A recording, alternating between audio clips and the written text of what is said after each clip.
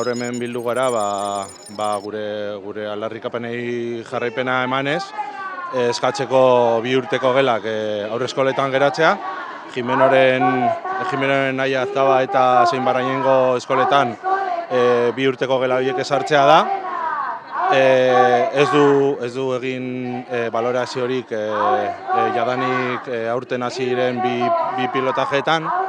Gu badauzkagun datuak guztiz kontrakoak dira, balorazio txarrak hain zuzen, eta bueno, hemen gaude aldarrikatzeko hori bertan bera ustea haien nahia, 0-3 zikloa hain zuzen ez apurtzea.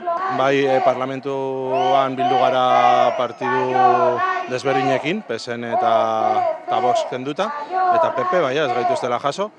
Eta bueno, gure ideia da martxoaren 6an plenora auzira osoko bilkurara parlamentura eramatea, eta Jimenoren berririk ez dauzkagu egia da.